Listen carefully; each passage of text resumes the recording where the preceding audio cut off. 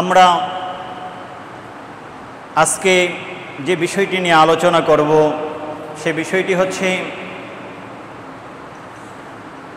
যুগে যুগে বিভিন্ন জাতির ধ্বংসের কারণ কি। আল্লাহ এই পৃথিবীতে বাবা আদম আলাইহিস সালামকে দিয়ে মানব জাতির সূচনা করেছেন। আমাদের সকলের, সকল ধর্মের, সকল জাতির, সকল যুগের মানুষের যিনি আদি পিতা, সকলে এক বাক্যে এটা মেনে নেয়, অস্বীকার করারও কিছু নেই। তিনি হচ্ছেন সাইয়্যিদুনা আদম আলাইহিস সালাম। আল্লাহ যাকে এই পৃথিবীতে খলিফা করে সর্বপ্রথম নবী হিসেবে এই দুনিয়াতে পাঠিয়েছিলেন। হযরত সাইয়্যিদুনা আদম আলাইহিস সালাম তিনি দুনিয়া থেকে পর্দা করলেন। 1000 বছরের মাথায় তিনি দুনিয়া থেকে পর্দা করলেন, দুনিয়া থেকে চলে গেলেন। সর্বপ্রথম দুনিয়াতে আসলেন 1000 বছরের মাথায় এই দুনিয়াতে বসবাস করে, এই দুনিয়াতে আবাদ করে কিভাবে বসবাস করতে হবে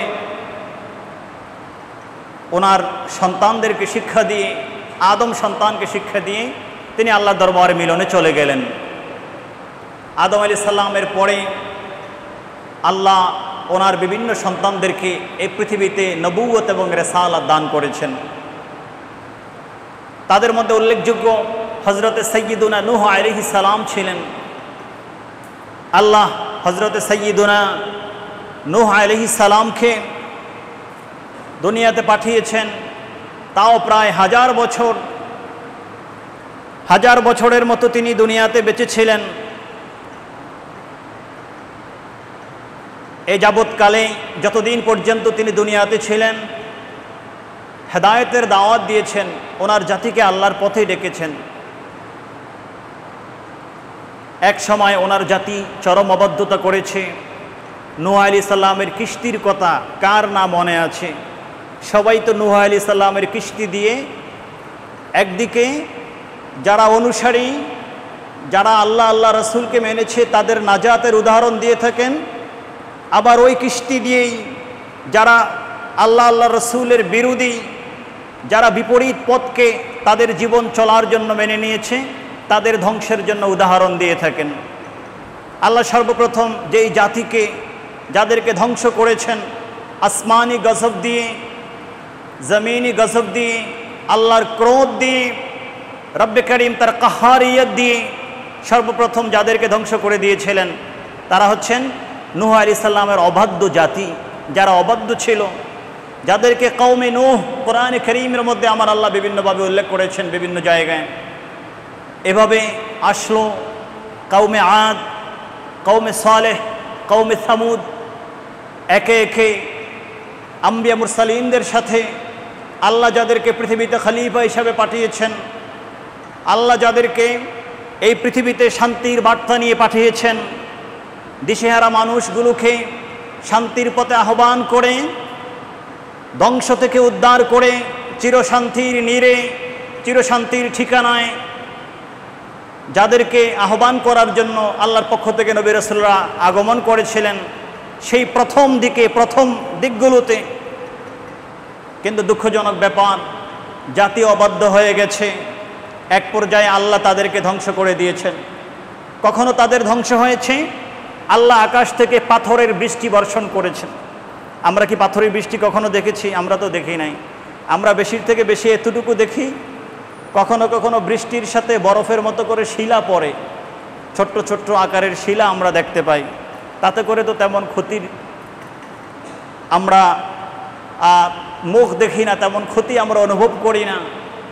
কিন্তু আল্লাহ আসমানি গজব হিসাবে তৎকালীন সময়ে আল্লাহ আসমানি গজব হিসাবে অবাধ্য জাতিকে আকাশ থেকে বৃষ্টি দিয়ে, পাথরের বৃষ্টি দিয়ে তাদেরকে আল্লাহ ধ্বংস করে দিয়েছিলেন।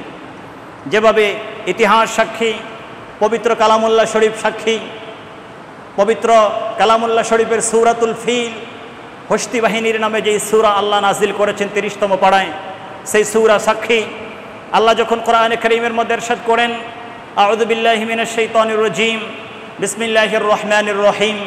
আলম তারা কাইফা ফাআলা রাব্বুকা বিআসহাবিল ফিল আলম ইয়াজআল কাইদাহুম ফি তাদলিল ওয়া আরসালা আলাইহিম তায়রান আবাবিল তারমিহিম বিহিজারাতিন মিন সিজিল ফাজআলাহুম কাআসফিন মাকুল।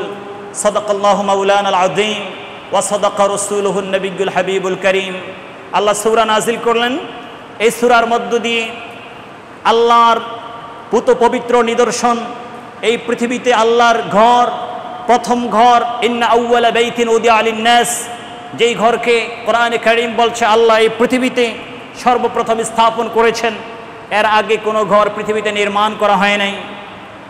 সেই পবিত্র ঘরকে যখন ধ্বংস করতে এসেছিল, শেষ করে দেওয়ার জন্য, আক্রমণ করার জন্য, আল্লাহর শায়ের, আল্লাহর নিদর্শন, আল্লাহর ভালোবাসার বিষয়কে যখন আঘাত করতে এসেছিল, আল্লাহ ছোট্ট ছোট্ট আবাবিল পাখি এখনও গেলে দেখা যায়।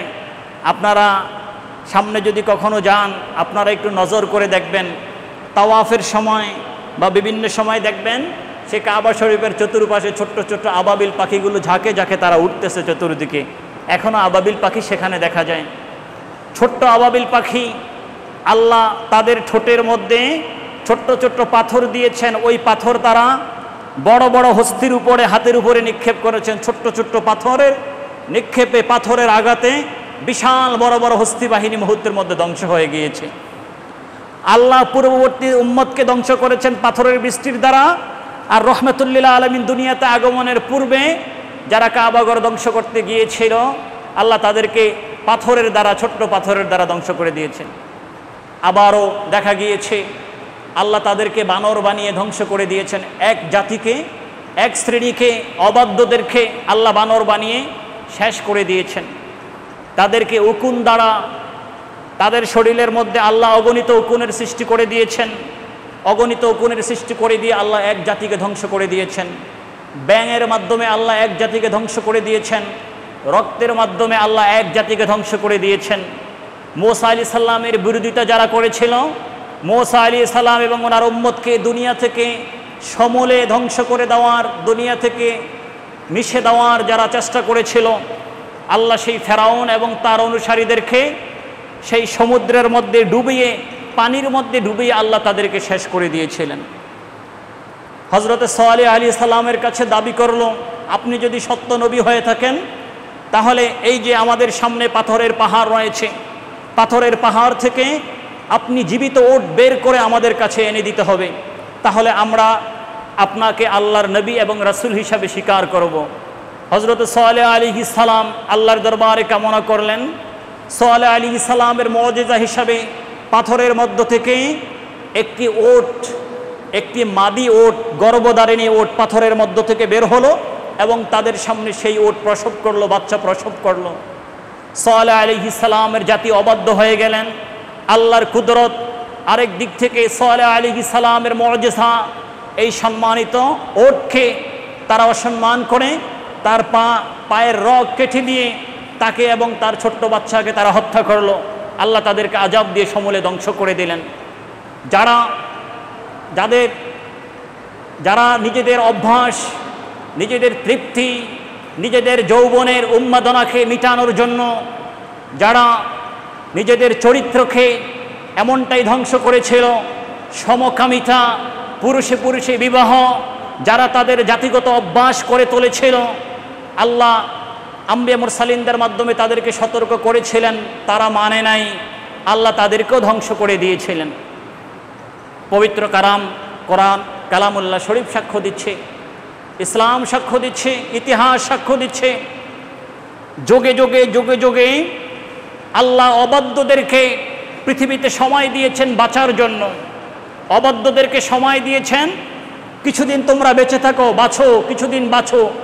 আল্লাহ তাদেরকে শক্তি দিয়েছেন, আল্লাহ তাদেরকে অর্থ দিয়েছেন, সম্পদ দিয়েছেন, আল্লাহ তাদেরকে দল দিয়েছেন, জাতি দিয়েছেন, দেশ দিয়েছেন, সুপ্রিম পাওয়ার দিয়েছেন, ক্ষমতাধর বানিয়েছেন, শক্তি দিয়েছেন, আল্লাহ সময় দিয়েছেন।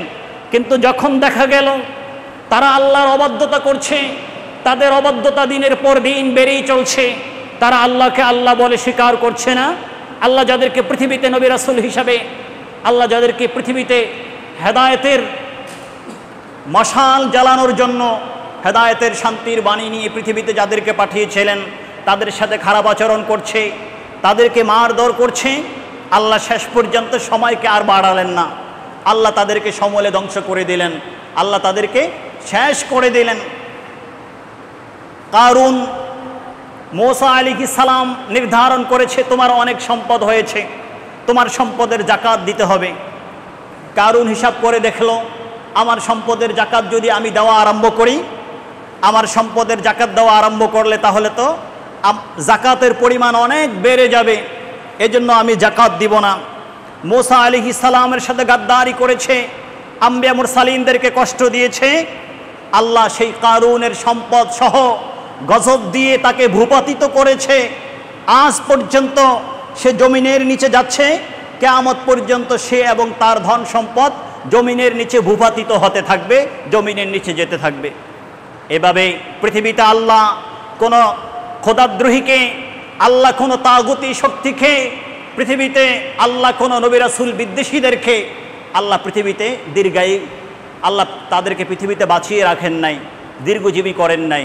আল্লাহ তাদেরকে সময় দিয়েছেন, কিন্তু আল্লাহ তাদেরকে ছেড়ে দেন নাই।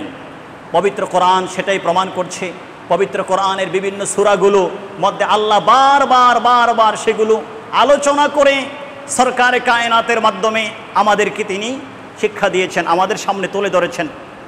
এবং সরকারে কায়নাতকে বলেছেন, রাসূল গো আপনি আপনার উম্মতের সামনে সেগুলো তেলাওয়াত করুন, তাদেরকে বলে দিন ফাকসুসিল কাসাসা, বিভিন্ন জাতি, যে কারণে আমি যুগে যুগে বিভিন্ন জাতিকে ধ্বংস করে দিয়েছিলাম, হাবিব গো আপনি বিভিন্ন জাতিকে, বিভিন্ন জাতির ধ্বংসের ইতিহাস আপনার উম্মতের সামনে আপনি তুলে ধরেন, তাদের সামনে পেশ করেন। তারপরে আল্লাহ বারবার কোরআনে কারীমের মধ্যে বলেছেন ফাআতাবিরু ইয়া উলিল আবসার, ফাআতাবিরু ইয়া উলিল আবসার, ফাআতাবিরু ইয়া উলিল আবসার। হে যাদের অন্তর্দৃষ্টি রয়েছে, যাদেরকে আমি আল্লাহ চিন্তা শক্তি দিয়েছি, যাদেরকে আমি আল্লাহ গবেষণার শক্তি দিয়েছি, কোরআনে কারীমের এই সকল ইতিহাস থেকে তোমরা শিক্ষা গ্রহণ করো, জীবন শিক্ষা গ্রহণ করো। ইয়া উলিল আলবাব, যাদেরকে আমি বুদ্ধি দিয়ে সৃষ্টি করেছি, বুদ্ধি দিয়ে যাদেরকে আমি হায়াওয়ান পশু পাখি থেকে আলাদা করে মর্যাদার শীর্ষে যাদেরকে আমি উন্নীত করেছি। চিন্তা করো, আমি কোরআনে কারিমে এমনিতেই এই ঘটনাগুলো উল্লেখ করি নাই, আমার দরকার ছিল না। কোরআন কারিম তো কিস্সা কাহিনীর বই না, কোরআনে কারিম তো কিস্সা কাহিনী পড়ে পড়ে গল্প পড়ার বই নয়। আমার আল্লাহ কোরআনে কারিমের মধ্যে পূর্ববর্তী উম্মতের ধ্বংসের আলোচনা করেছেন, কাহিনী বর্ণনা করেছেন। যারা গাদ্দারি করেছে তারা শেষ হয়ে গেছে, খোদাদ্রোহী ছিল শেষ হয়ে গেছে, নবী রাসূলদের বিরোধিতা করেছে শেষ হয়ে গেছে। সেই যুগের বড় বড় জালেমদেরকে, অত্যাচারী শাসকদেরকে, অত্যাচারীদেরকে আল্লাহ শেষ করে দিয়েছেন। সব কিছু আল্লাহ কোরআনে কারিমের মধ্যে বর্ণনা করেছেন। এটার মাধ্যমে একটাই কারণ, সেটা কি? আমাদেরকে ঠিক করা, আমরা যেন সেখান থেকে শিক্ষা গ্রহণ করি, আমরা যেন আমাদেরকে ঠিক করে নেই, আমরা যেন তাদের পায়ে না হাঁটি। হ্যাঁ, আমরা যদি তাদের পায়ে হাঁটি, যারা হেঁটেছে তাদেরও পরিণতি তাদের মতো হয়েছে, ধ্বংস হয়ে গিয়েছে। আপনাদের কাছে প্রমাণ, এই উম্মতের বয়স ১৫০০ বছর। ১৫০০ বছরে অনেক ইতিহাস আল্লাহ তৈরি করে দেখিয়েছেন। ১৫০০ বছরেও এই উম্মতের মধ্যে যারা খোদাদ্রোহী, আল্লাহ তাদেরকে ছেড়ে দেন নাই, সময় দিয়েছেন, ফিরে আসেন নাই, আল্লাহ তাদেরকে শেষ করে দিয়েছেন। আম্বিয়া রহমাতুল্লিল আলামিনের বিরোধিতা করেছে, আল্লাহর হাবিবকে দুনিয়া থেকে শেষ করে দেওয়ার জন্য সর্বোচ্চ চেষ্টা করেছে, দল মত নিয়ে সবাইকে নিয়ে একসাথে ঝাঁপিয়ে পড়ার চেষ্টা করেছে, আল্লাহ তাদেরকে শেষ করে দিয়েছেন। যার কারণে আল্লাহর হাবিব পাক সাল্লামের সময়ে আল্লাহর হাবিবের প্রতিদ্বন্দ্বী হিসাবে দাঁড়াতে চেয়েছিল আবু জাহেল। সেই পূর্বের মিথ্যা ধর্ম নিয়ে আল্লাহর হাবিবকে কষ্ট দিয়েছে, আল্লাহ সময় দিয়েছেন, হেদায়েত হয় নাই, আল্লাহ আবু জাহেলকে ধ্বংস করে দিয়েছেন, উতবা সাহেবা মুগীরাকে ধ্বংস করে দিয়েছেন, ওতাইবাকে ধ্বংস করে দিয়েছেন। আল্লাহ কাউকে রাখেন নাই, আল্লাহ ধ্বংস করে দিয়েছেন। সরকারে কায়নাত, সহিহ বুখারীর মধ্যে হাদিস এসেছে, সরকারে কায়নাত যখন চিঠি লিখলেন, সেই পারস্যের তৎকালীন সময়ের সারা পৃথিবীতে তৎকালীন সময়ে সবচেয়ে বেশি শক্তিশালী দুটি দেশ ছিল। একটা দেশ হচ্ছে তৎকালীন সময়ে রোম, যেটাকে ইটালি বলা হয়, আরেকটি হচ্ছে তৎকালীন সময়ে সেই ফারেস, পারস্য, ইরান বর্তমানে। এরিয়ে কমে গিয়ে ইরান হয়েছে। তৎকালীন সময়ে একজনকে বলা হয়তো কায়সার, আরেকজনকে বলা হতো কেসরা। সরকারে কায়নাত তিনি যখন চিঠি লিখলেন, সেই রোম দেশের যিনি শাসক, মহান শাসকের কাছে চিঠি লিখলেন, ইলা আজিমির রোম বিসমিল্লাহ মিন মুহাম্মাদিন ইবনে আবদুল্লাহি ওয়া রাসূলিহি আসসালামু আলা মান ইত্তাবা আল হুদা আসলিম তাসলাম। আল্লাহর হাবিব চিঠি লিখলেন ইলা আজিমির রোম, ইলা আজিমি বাসরা, ইলা আজিমি ফারেস। আল্লাহর হাবিব পাক সাল্লামা তিনি চিঠি লিখলেন। আল্লাহর হাবিব পাক সাল্লামের চিঠি যখন রোম ইটালির বাদশাহ তৎকালীন সময়ে তিনি যখন চিঠি পেলেন, আল্লাহর হাবিব পাক সাল্লামের চিঠিকে তাজিম করেছেন, সম্মান করেছেন। আল্লাহ রাব্বুল আলামিন এই জন্য তিনি শাস্তির মুখোমুখি হন নাই। আল্লাহ রাব্বুল আলামিন তাকে শাস্তি থেকে হেফাজত করেছেন। কিন্তু তৎকালীন সময়ের পারস্যের অধিপতি সম্রাট কেসরা অগ্নি পূজারীদের নেতা ছিল। সেখানে অগ্নিকে পূজা করা হতো, আগুন পূজা করা হতো, আল্লাহকে বাদ দিয়ে তারা আগুনকে পূজা করত। রহমাতুল্লিল আলামিন সরকারে কায়নাতের চিঠি যখন তার কাছে পৌঁছল, সে চিঠিকে, আল্লাহর হাবিবের চিঠিকে পেয়ে চিঠি মোবারককে দুই টুকরা করে এগুলোকে নিক্ষেপ করে ফালিয়ে দিলেন। সরকারে কায়নাতের কাছে যখন এই সংবাদ আসলো, সরকারে কায়নাত, সহিহ বুখারী সাক্ষ্য দিচ্ছে, সরকারে কায়নাত রহমাতুল্লিল আলামিন সাথে সাথে বললেন, আল্লাহ কাসসারাল্লাহু দাওলাতাহু, আল্লাহ তার এই রাষ্ট্রকে, এই পারস্যকে আল্লাহ তাকে এমনইভাবে ধ্বংস করে দিবে যেভাবে সে আমার চিঠিকে চূর্ণ বিচূর্ণ করে দিয়েছে। কিছুদিনের মধ্যে দেখা গেল বাবার হাতে এই কেসরা, যে পারস্যের ওই সময় শক্তিশালী বাদশাহ ছিলেন, সেই বাদশাহ নিহত হলো তার সন্তানের হাতে। আর পরবর্তীতে সন্তান নিহত হলো, বাবা তার জন্য ওষুধ নামক বিষ রেখে গেছেন, ওই বিষ খেয়ে সন্তানও নিহত হলো। রাজ্য তছনছ হয়ে গেল, ভেঙ্গে শেষ হয়ে গেল। যারা তাগুতি, যারা বিরোধিতা করেছে তারা বেঁচে নাই, কেউ বেঁচে থাকবে না। বর্তমান পৃথিবীতেও মনে রাখবেন, মুসলমানদেরকে যারা সমূলে শেষ করে দেওয়ার জন্য ইসলাম খোদাদ্রোহী শক্তিগুলো সারা পৃথিবীতে এক হয়ে নামে বেনামে যেভাবে পায় তারা করছে, আল্লাহ তাদেরকে সময় দিচ্ছেন, কিন্তু ছেড়ে দিবেন না। ইতিহাস সাক্ষ্য হয়ে থাকবে, মুসলমানকে যারা নির্যাতন করছে, যারা মানুষকে নির্যাতন করছে, নিরপরাধ মানুষগুলোকে, হোক সে মুসলিম হোক সে অমুসলিম, কোনো অপরাধ ছাড়া যারা তাদেরকে অত্যাচার করছে, দেখবেন তাদের শেষ দিন ভালো যাবে না। কিয়ামতে আখিরাত তো তাদের জন্য খারাপ হবে, আখিরাত তো আছেই, এই দুনিয়াও তাদের জন্য ভালো যাবে না। আল্লাহ তাদেরকে দুনিয়াতে এমন শিক্ষা দিবেন, সেই শিক্ষা এমন আযাব দিবেন যেটা আর তাদের শুধরানোর সময় থাকবে না। হিটলার কি করেছে, ভালো করেছে খারাপ করেছে সেটা আমাদের বলার বিষয় না, কিন্তু সে 60 লক্ষ ইহুদিকে ধ্বংস করে দিয়ে কিছু ইহুদিকে বাকি রেখে সে বলেছিল, আমি এই জন্য কিছু ইহুদিকে দুনিয়াতে বাঁচিয়ে রাখছি যেন পরবর্তী মানুষগুলো শুধু আমাকে দায়ী না করে যে আমি একসাথে কেন 60 লক্ষ ইহুদিকে ধ্বংস করলাম, তারা যেন বুঝতে পারে আমি কেন ধ্বংস করেছি। আজকে ইহুদিরা বেঁচে আছে সারা পৃথিবীতে, তারা সারা পৃথিবীকে শেষ করে দিচ্ছে। আজকে সারা পৃথিবী থেমে গেছে, পৃথিবীর সব শক্তি থেমে গেছে। যদিও মুসলিম শক্তি সবচেয়ে বেশি কষ্ট পাচ্ছে, গাজার মুসলিম ভাইয়েরা, ফিলিস্তিনের মুসলমান নরনারী ছোট ছোট বাচ্চারা সবচেয়ে বেশি কষ্ট পাচ্ছে, কিন্তু শুধু মুসলমানই কষ্ট পাচ্ছে না, সারা পৃথিবী থেমে গেছে তাদের এই যুদ্ধের কারণে, তাদের এই সেই ধ্বংসলীলার কারণে, কর্মকাণ্ডের কারণে। আল্লাহ রাব্বুল আলামিন আমাদেরকে হেফাজত করুন। আল্লাহ পূর্বে যাদেরকে আযাব গজব দিয়ে ধ্বংস করে দিয়েছেন, আল্লাহ ওই সকল জাতি থেকে শিক্ষা গ্রহণ করে আল্লাহ আমাদেরকে যেন হেফাজত করেন, আমরা যেন তাদের থেকে শিক্ষা গ্রহণ করে আমাদের জীবনকে আমরা যেন শুধরিয়ে নিতে পারি, আমরা যেন আল্লাহর হাবিব যেই পথ দেখিয়ে দিয়েছেন সেই পথে যেন আমরা চলতে পারি। আল্লাহ যেন কবুল করেন, সকলে বলুন আল্লাহুম্মা আমিন। আল্লাহ রাব্বুল আলামিন যুগে যুগে বিভিন্ন জাতিকে, বিভিন্ন উম্মতকে এবং এই উম্মতের মধ্যে ১৫০০ বছর ধরে আল্লাহ বিভিন্ন সময় বিভিন্নদেরকে, জাতিকে, শক্তিকে আল্লাহ ধ্বংস করে দিয়েছেন। এর পিছনে অনেকগুলো কারণ রয়েছে, কোরআন এবং হাদিসে অনেকগুলো কারণ উল্লেখ রয়েছে। আল্লাহ রাব্বুল আলামিন কোরআনে কারীমের মধ্যে সেই সত্যটি সূরাত হুদের ১২০ নম্বর আয়াতে তিনি তুলে ধরেছেন, আউযু বিল্লাহি মিনাশ শাইতানির রাজীম ওয়া কুল্লান নাকুসসু আলাইকা মিন আনবাইর রুসুলি মা নুসাব্বিতু বিহি ফুআদাকা ওয়া জাআকা ফি হাযিহিল হাক্কু ওয়া মাউইযাতুন ওয়া যিকরা লিল মুমিনিন। সূরা ইউসুফের 111 নম্বর আয়াতের মধ্যে সেই সত্যটি তিনি অন্যভাবে তুলে ধরছেন, লাকাদ কানা ফি কাসাসিহিম ইবরাতুল লিউলিল আলবাব। হাবিবগো, আমি আপনার কাছে বিভিন্ন জাতির উপজাতির বিভিন্ন দলের কিস্সা কাহিনী কোরআনে কারিমে এই জন্য বর্ণনা করেছি যে ফি কাসাসিহিম, তাদের কিস্সার মধ্যে রয়েছে ইবরাতুল লিউলিল আলবাব, যারা জ্ঞানী তাদের জন্য শিক্ষা। আল্লাহ কোরআনে কারিমে রহমাতুল লিল আলামিন হাদিস পাকের মধ্যে সেই বিষয়গুলো অত্যন্ত সুন্দর করে আলোচনা করেছেন, যেদিকে আমরা সংক্ষিপ্ত এতক্ষণ আলোচনা করেছি, ইঙ্গিত দিয়েছি। আমি আজকে আপনাদের সামনে কতগুলো কারণ উল্লেখ করব, যে বিশেষ করে আমরা বর্তমানে যারা আছি, এ জাতি ধ্বংসের পিছনে কি কারণ, পিছনের সব কারণ তো আছে, এর সাথে কি অ্যাড হয়েছে এবং এর সাথে কি, এর থেকে কি রিমুভ হয়েছে, বর্তমানে কি চলছে। আমরা প্রথম কারণ হিসাবে যেটাকে উল্লেখ করতে যাচ্ছি সেটা হচ্ছে যুগ যুগ ধরে বিভিন্ন জাতি ধ্বংস হওয়া এবং বর্তমানেও বিভিন্ন জাতি মুসলিম জাতি থেকে আরম্ভ করে ধ্বংস হওয়ার পিছনে অন্যতম একটি কারণ হচ্ছে আল মুদাহানাতু ফি হুদুদি ওয়াল উকুবাত, যে আল্লাহ যারা অপরাধী তাদের জন্য আল্লাহ শাস্তির বিধান নির্ধারণ করেছেন।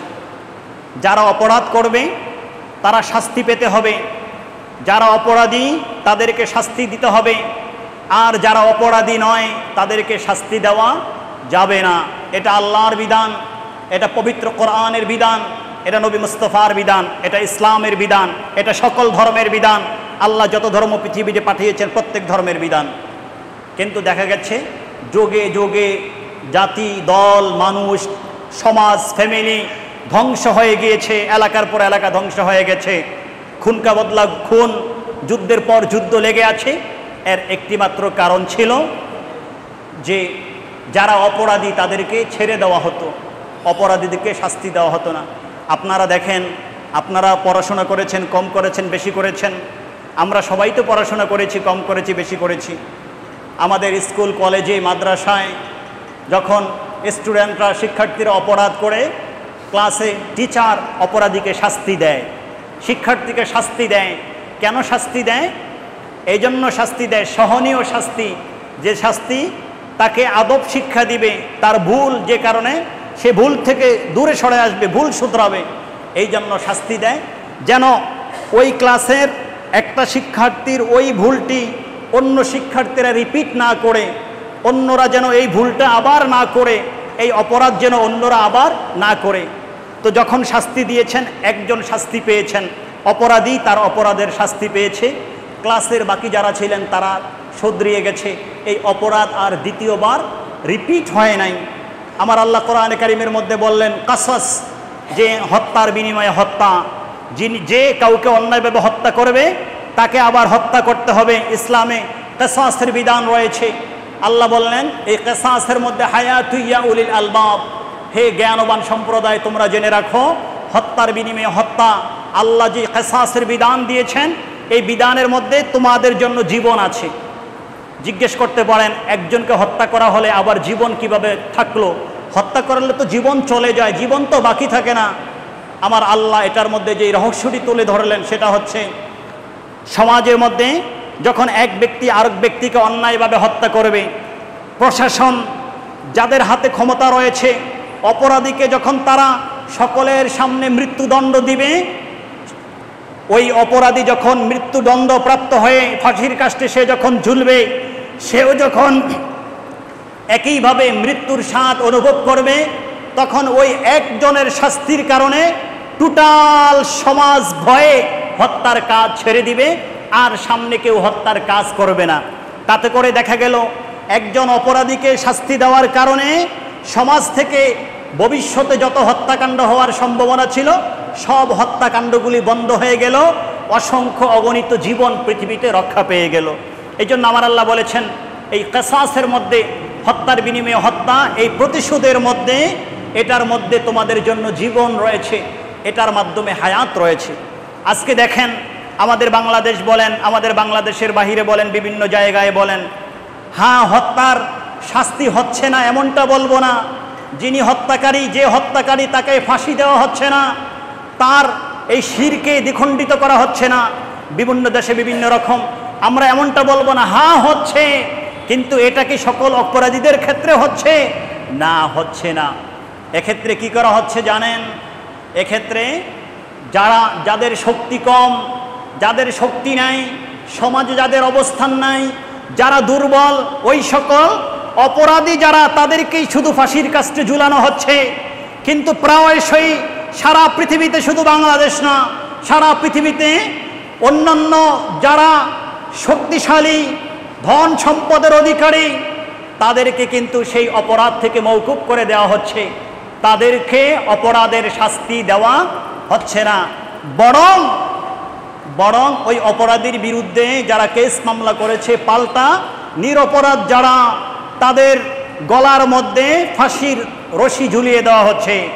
যে হত্যা করছে তাকে হত্যা করা হচ্ছে না, বিপরীতে আরেকজনকে হত্যা করা হচ্ছে। দুর্বলদেরকে শাস্তির আওতায় আনা হচ্ছে, যারা সবল, যাদের শক্তি আছে, তাদেরকে শাস্তি থেকে দূরে রাখা হচ্ছে।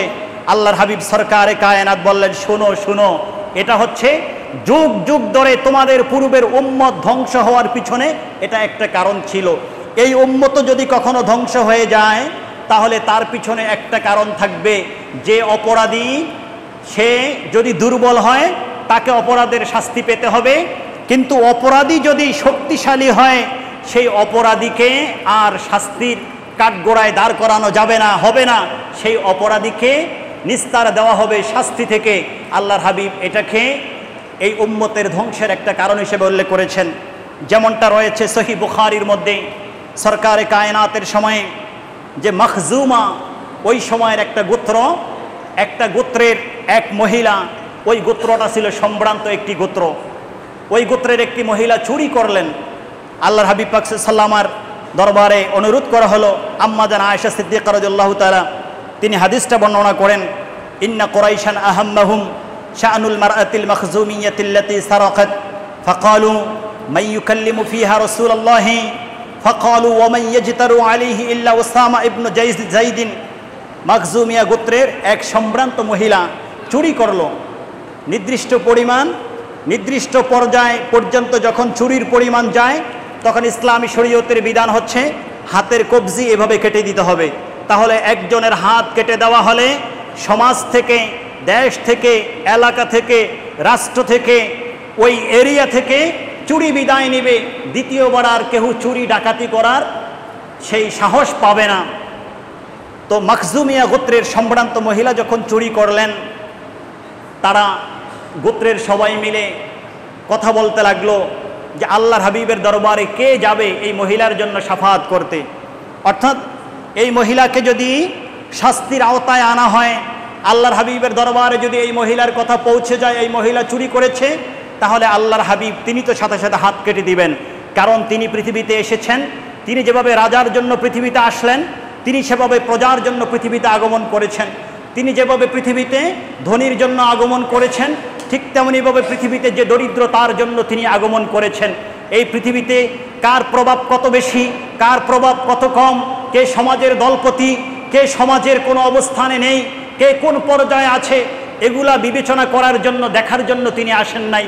তিনি পৃথিবীতে এসেছেন সেই সাম্যকে, সমতার বিধানকে সর্বমহলে প্রচার করার জন্য, সব ইস্টাবলিশ করার জন্য, প্রতিষ্ঠা করার জন্য।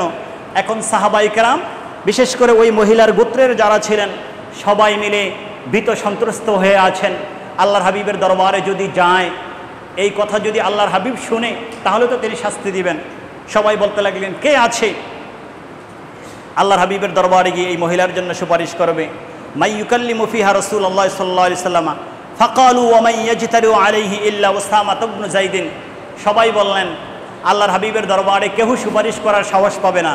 হ্যাঁ, আল্লাহর হাবিব সবচেয়ে বেশি যাকে ভালোবাসেন তিনি হচ্ছেন হযরত উসামা বিন যায়েদ রাদিয়াল্লাহু তাআলা আনহু। উসামা বিন যায়েদ রাদিয়াল্লাহু তাআলা আনহু যদি আল্লাহর হাবিবের দরবারে গিয়ে এই মহিলার পক্ষে সুপারিশ করে যে ইয়া রাসূলুল্লাহ, এই মহিলা তো ভুল করে ফেলেছে, ভুল করে সে চুরি করেছে, তার জন্য তো ইসলামের বিধান হাত কাটা, এটা তো সাব্যস্ত হয়েছে। ইয়া রাসূলুল্লাহ, আপনি যদি তাকে ক্ষমা করে দেন, তাহলে এই মহিলা শাস্তি থেকে বেঁচে যাবে, জীবনে কোনোদিন আর এই খারাপ কাজ করবে না। ওসামা রাদিয়াল্লাহু তাআলা রাজি হন নাই, কিন্তু সকলের পরামর্শে তিনি আল্লাহর হাবিবের দরবারে আসলেন। আল্লাহর হাবিবের দরবারে এসে ফাকাল্লামাহু ওসামা, আল্লাহর হাবিবের সাথে কথা বললেন। ওই মহিলার জন্য আল্লাহর হাবিবের দরবারে সুপারিশ করলেন।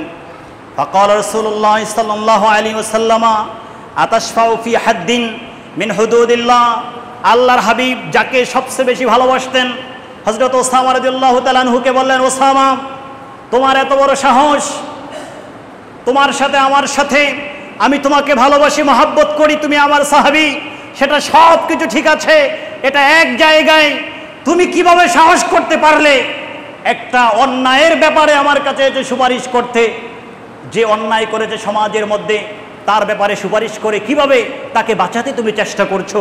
আতাশফা, তুমি কি সুপারিশ করছো আমার কাছে আল্লাহর কোনো বিধানের ব্যাপারে, আল্লাহর বিধানকে শিথিল করার ব্যাপারে? থুম্মা কাল, আল্লাহর হাবিব বললেন সবাইকে কেন্দ্র করে, শোনো, ইন্নামা আহলাকাল্লাযীনা ক্বাবলাকুম, শোনো, তোমাদের পূর্ববর্তী উম্মত যারা আজ পর্যন্ত ধ্বংস হয়ে গিয়েছে তাদের মধ্যে অন্যতম কারণ ছিল আন্নাহুম কানু ইদা সারাকা ফীহিমুশ শরীফু তারাকুহু, তাদের মধ্যে যারা সম্ভ্রান্ত, যারা মর্যাদাওয়ালা, ওই রকম পুরুষ মহিলা পূর্ববর্তী উম্মতের মধ্যে তারা যখন চুরি করত, তারা যখন অপরাধ করত, তারা তাদেরকে ছেড়ে দিত, কারণ তার দল ভারী আছে, সে সম্ভ্রান্ত, সে অনেক বড় বংশের, সে অনেক বড় পোস্ট পজিশনকে হোল্ড করে আছে, এই জন্য তাকে ছেড়ে দেওয়া হতো। আর ওয়াইদা সারাকা ফীহিমুদ দাঈফু আকামু আলাইহিল হাদ্দা, কিন্তু দেখা যেত তাদের মধ্যে দুর্বল, যার কোনো সামাজিক অবস্থান নেই, আর্থিক অবস্থান নেই, যার কোনো শক্তি নেই, কিছু নেই, যার পাশে দাঁড়ানোর মতো কেহ নেই, তাকে শাস্তির আওতায় আনা হতো। আর দুর্বলকে শাস্তির আওতায় আনা হতো, আর যে শক্তিশালী তাকে ছেড়ে দেওয়া হতো। ওয়াইদা সারাকা ফীহিম আদ-দাঈফু আকামু আলাইহিল হাদ্দা। ওয়াইমুল্লাহ, শোনেন, রহমাতুল্লিল আলামিন আমাদের জন্য কি মেসেজ রেখে গেছেন, এই উম্মতের জন্য কি রেখে গেলেন।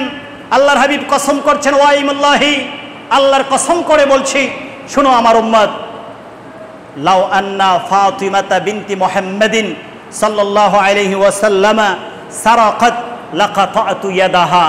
শুনো পৃথিবীর মানুষ, আমার কলিজার টুকরা, আমার কলিজার টুকরা সন্তান হযরতে ফাতিমাতুজ জাহরা আলাইহিস সালাম ওয়া রাদিয়াল্লাহু তাআলা আনহা যদি ধরে নেওয়া হয়, এটা কশিনকালেও সম্ভব না, এটা হয় না, হয় নাই, কিয়ামত হয়ে গেল, এটা সম্ভব না। আল্লাহর হাবিবের সাহেবজাদি, জান্নাত খাতুনে জান্নাত, জান্নাতের রমণীদের সরদার, সাইয়্যিদাতু নিসায়ে আহলিল জান্নাহ, জান্নাতের রমণীদের সরদার যিনি, ইমাম মাওলা আলী শের খোদার যিনি অর্ধাঙ্গিনী, হাসানাইন কারিমাইনের যিনি আম্মা জান, যার মাধ্যমে এই পৃথিবীতে আহলে বাইতের সেই ধারা রহমতের দ্বারা বহাল আছে, কিয়ামত পর্যন্ত থাকবে, সেই ফাতিমাতুজ জাহরা আলাইহিস সালাম রাদিয়াল্লাহু তাআলা আনহা, তিনি চুরি করবেন, তিনি অপরাধ করবেন, এটা কখনো সম্ভব না, হয় নাই, কিয়ামত হয়ে গেল, এটা হবে না। কিন্তু তারপরেও রহমাতুল্লিল আলামিন এইরকম এত স্পর্শকাতর একটি উদাহরণ কেন আমাদের সামনে তুলে ধরলেন, কেন তিনি এটা বললেন?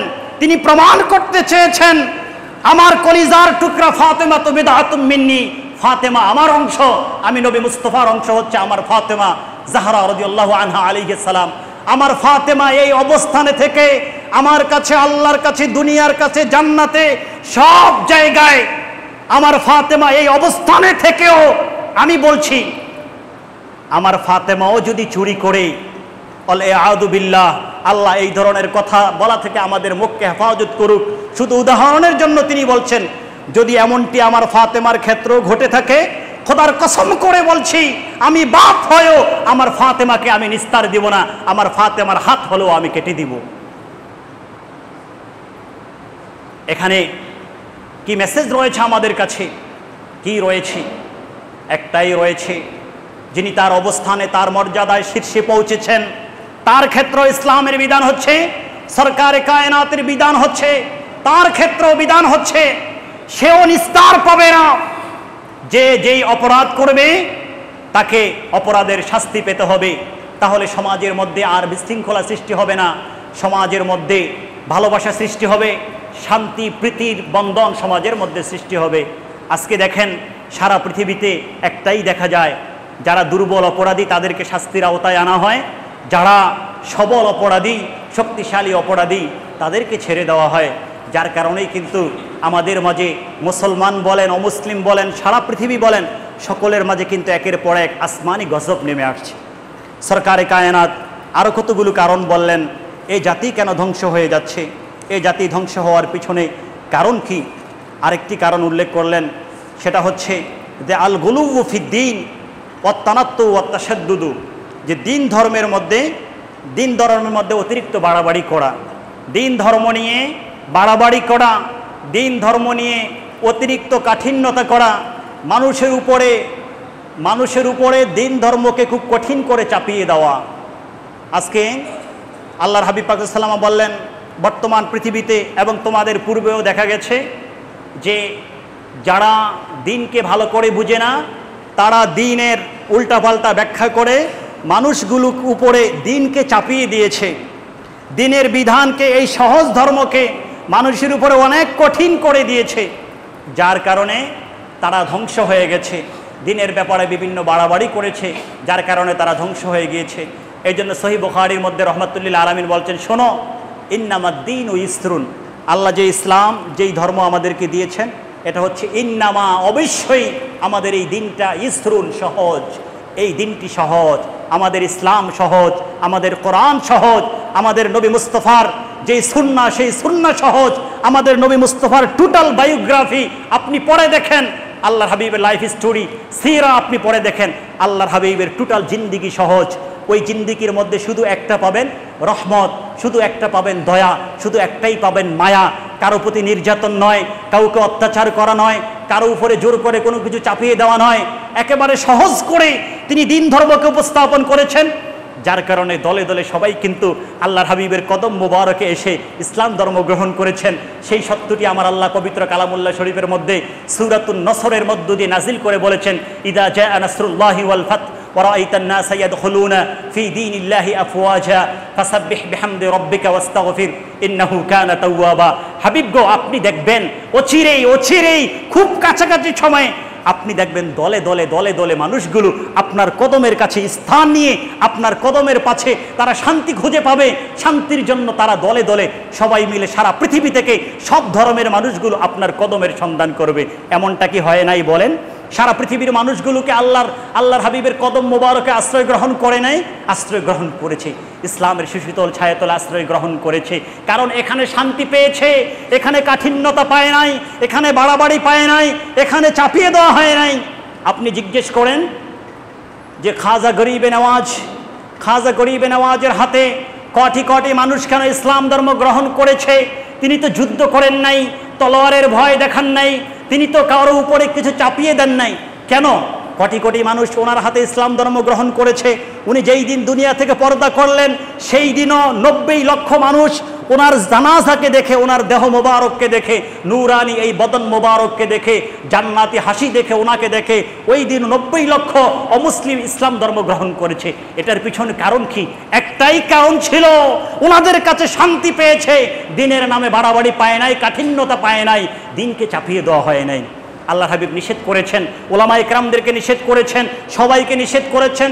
যে বুঝে চাপিয়ে দেয় তাকে নিষেধ করেছেন, যে না বুঝে চাপিয়ে দেয় তাকেও নিষেধ করেছেন। শোনো, ওয়ালা ইউশাদ্দাদ্দীন আহাদুন ইল্লা গালাবাহু, কারো উপরে যখনই দিনকে চাপিয়ে দেওয়া হবে তখন সে সেটার লোড নিতে পারবে না। তাহলে কি হবে? হয় সে তার ধর্মকে ত্যাগ করে মুরতাদ হয়ে যাবে, নাস্তিক হয়ে যাবে, ইসলাম থেকে দূরে সরে যাবে, ওয়ালা আউযু বিল্লাহ, আল্লাহ আমাদেরকে হেফাজত করুক। অথবা সে দিন ধর্মের কথা শুনবে না, সে দিন ধর্মকে ছেড়ে দিবে, সে নষ্ট হয়ে যাবে। এটার কারণ আল্লাহর হাবিব বললেন কি? দিন নিয়ে বাড়াবাড়ি, দিন অতিরিক্তভাবে চাপিয়ে দেওয়া। এই জন্য কোরআনে কারিমের মধ্যে বলেছেন, ওমা জাআলা আলাইকুম ফিদ্দীনি মিন হারাজ, এই দিন তো এত সুন্দর দিন, ইসলাম এত সুন্দর ইসলাম, এটার মধ্যে আল্লাহ কোনো ক্ষতি রাখেন নাই। এই ইসলামের মধ্যে যে আসবে, ইসলাম অ্যালাউ করবে না সে কোনো অমুসলিমকে ক্ষতি করবে, অথবা সে তার মুসলমান কোনো ভাইকে ক্ষতি করবে। এটা ইসলাম যেভাবে অ্যালাউ করে না, ঠিক তাকে কেউ ক্ষতি করবে এটাও ইসলাম মেনে নেয় না। ওমা জাআলা আলাইকুম ফিদ্দীনি মিন হারাজ, এত সুন্দর ধর্ম, এই ধর্মের মধ্যে কোনো অসুবিধা নেই, কোনো কাঠিন্যতা নেই। যার কারণে আপনি দেখেন না, কঠিন শীতের রাত্রিতে আপনি যখন অপবিত্র হয়ে গেলেন, আপনি যদি পানি ব্যবহার করেন তাহলে আপনি মারা যাবেন, কিন্তু আপনাকে তো ফরজ নামাজ পড়তে হবে, ফজরের নামাজ তো সকালবেলা আপনাকে পড়তে হবে। ইসলাম কত সহজ করে দিয়েছে। দরকার নাই পানি স্পর্শ করো না তুমি, আমি আল্লাহ তামাম পৃথিবীর মাটিগুলোকে, আল্লাহর হাবিব বলছেন আল্লাহ ফুদ্দিল তো আলাল আম্বিয়া বিসিদ্দিন, এই পৃথিবীতে অন্যান্য নবী রাসূলদের উপরে আল্লাহ আমাকে অনেক বৈশিষ্ট্য দিয়েছেন, তার মধ্যে বিশেষ 6টি বৈশিষ্ট্যের কথা বুখারী শরীফ সহ বিভিন্ন হাদিসের কিতাবের মধ্যে আসছে। এর মধ্যে একটি হচ্ছে ওয়াজুইলাত লি আল আরদু মাসজিদা ওয়া তাহুরা, এই জমিনকে আল্লাহ আমার জন্য, আমার খাতিরে, আমার উম্মতের জন্য পবিত্র করে দিয়েছে। সুবহানাল্লাহ। আগের উম্মতের সময়ে যেটা নামাজের জায়গা, ওই জায়গায় গিয়ে নামাজ পড়তে হতো, অন্য জায়গায় যদি নামাজ পড়া হয় নামাজ কবুল হতো না, কিন্তু এই উম্মতের মধ্যে এমনটা নাই। আপনি যেখানে আছেন ওই জায়গায় যদি নামাজের রক্ত হয়ে যায়, আপনি শুধু দেখবেন জায়গাটা পবিত্র কিনা, মসজিদ দরকার নাই, জায়গাটা পবিত্র হয়ে আপনি আল্লাহু আকবার বলে ক্যাবলামুখী হয়ে দাঁড়িয়ে যাবেন, নামাজ আদায় হয়ে যাবে। কত সুন্দর ইসলাম। তো আপনি উজু করে বা গোসল করতে যাবেন, আপনি রোগাক্রান্ত হয়ে যাবেন, মারা যাবেন, দরকার নাই ওই রাতে গোসল করা দরকার নাই, উজু করা দরকার নাই, পানি স্পর্শ করাও দরকার নেই। আপনি আপনার দুটি হাতকে একটু পবিত্র মাটির মধ্যে স্পর্শ করে আপনার মুখটাকে মাসাই করে নেন, আবার দ্বিতীয়বার মাটির মধ্যে মেরে আপনি ডান হাত এবং বাম হাতকে এই কোনই পর্যন্ত নির্দিষ্ট নিয়মে আপনি মুছে ফেলেন, দেখলেন আপনি পবিত্র হয়ে গেলেন। আপনি পবিত্র হলেন, পানিও স্পর্শ করতে হলো না, আপনার জীবনও চলে গেল না, আপনি ফজর নামাজও আদায় করতে পারলেন। সুবহানাল্লাহ। দ্বীন ইসলামের প্রত্যেকটি কাজ এইভাবে সহজ। আপনি সফরে বের হলেন, আপনার 4 রাকাত নামাজ পড়ার আর দরকার নাই। আপনি জোহর নামাজের রক্ত হলো, 4 রাকাত নামাজ পড়তে কষ্ট হবে, আপনি এখন 2 রাকাত পড়েন। এশার আসরের রক্ত হলো, 4 রাকাত পড়তে কষ্ট হবে, দরকার নাই, আপনি 2 রাকাত পড়েন। আবার এশার রক্ত হলো, 4 রাকাত পড়তে কষ্ট হবে, দরকার নাই, আপনি 2 রাকাত পড়েন। ইসলাম সব ক্ষেত্রে আমাদেরকে সহজতা দিয়েছে। আমরা ইসলামের সেই সহজ দিকগুলো মেনে নিব, জেনে না জেনে আমরা ইসলামকে নিয়ে বাড়াবাড়ি করব না, কারো উপরে চাপিয়ে দিব না। আল্লাহ যেন আমাদেরকে হেফাজত করেন, বলুন আমিন। অনেকগুলো কারণ উল্লেখ করার ছিল, কিন্তু সময় অনেক বেশি হয়ে গেছে। শুধু আমরা এতটুকুই মনে রাখব যে আল্লাহ রসুলের বিপরীতে কেউ যদি চলে, কেউ যদি আল্লাহ রসুলের বিপরীত পথ চলে নেয়, বিপরীত পথ বেছে নেয়, কেউ যদি ইসলাম ধর্ম নিয়ে বাড়াবাড়ি করে, আল্লাহ রসুলের শানে বেয়াদবি করে, মানুষকে অন্যায়ভাবে অত্যাচার করে, অপরাধীকে ছেড়ে দেয়, যে অপরাধী না তার উপরে জুলুম করে, শ্বাস শোষণ করে, তাহলে ওই সমাজ তাড়াতাড়ি ধ্বংস হয়ে যায়, ওই জাতি ধ্বংস হয়ে যায়। আল্লাহ যেন ধ্বংস থেকে আমাদেরকে রক্ষা করে, আল্লাহ যেন আমাদেরকে সঠিকভাবে চলে, আমাদেরকে যেন আল্লাহ শান্তির সাথে বসবাস করার তৌফিক দান করেন। আসমানি গজব, জমিনি গজব, বাররি বাহারি সকল ধরনের গজব থেকে তিনি যেন আমাদেরকে হেফাজত করেন। আল্লাহুম্মা আমিন। ওয়া আখিরু দাওয়ানা আনিল হামদুলিল্লাহি রাব্বিল আলামিন ওয়া সাল্লাল্লাহু আলা সাইয়্যিদিনা মুহাম্মাদিন ওয়া আলা আলিহি ওয়া সাহবিহি আজমাইন। আসসালামু আলাইকুম ওয়া রাহমাতুল্লাহি